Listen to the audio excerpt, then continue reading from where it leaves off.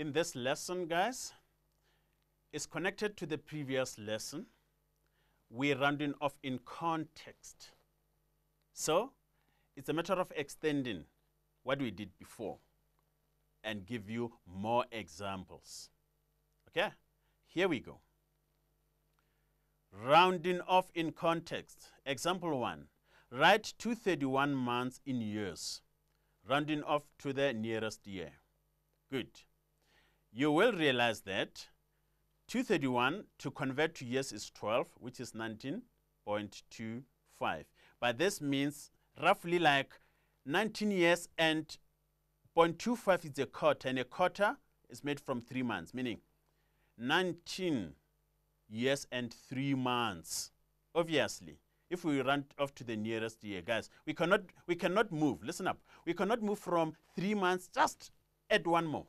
No, if we're 3 months, unlike when we have like 6 months, 3 months, we rather stick to we're still at the beginning of the year. So when we run off here, look at this. We stick to 19 years because this 0.25 means 3 months. This one says rounding off in context. You need to be able to interpret your decimals. 0.25 meaning a quarter of a year. And a quarter of a year is 3 months. Therefore, you round off to 19 years. Cool. Carry on.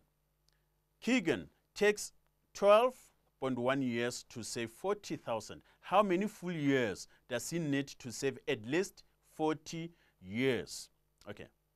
This guy does some investment, but let's see what is happening here. He takes 12.1 to save 40,000, according to the calculations. But Keegan needs 13 years, really, to save 40,000.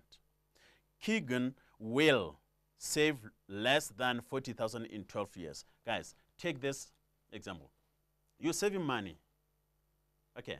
Then, obviously, the calculations say you go up to 12.1. Okay. 12.1. So if you round down to 12, you'll just need some cents to get to 40,000. Then you rather, to be safe, you need to be sure that you're going to get 40,000. You rather add 1 year more or some months more. Remember, 12.1, you round up to 13 years. There, when you go to the bank, you go to collect the money, sure that you'll even have more than 40,000. That is fine. This is rounding in context. Consider the context as well. Let's carry on. Example 3. Tinil needs 70 rand to buy 41 apples. How much is each apple? Here is Tinil. He has 70 rand in her pocket. And he's saying, out of this 70 rand, I must come back with 41 apples. And I'm going to spend this 70 rand and come back with 41 apples. Let's see. Then she sits down, she does some calculation, then she comes to 70 divided by 41. Then it means each apple is 1.70, meaning 1 rand 70. When she does some calculations, then she gets 1 rand 70. Okay, what does this mean? According to the calculations, when you put on the calculator, guys, remember, money is always rounded off to 2 decimal. This is the context we're talking about. We'll never say round off to 2 decimals with money. We know that you must take this automatically as 2 decimal places.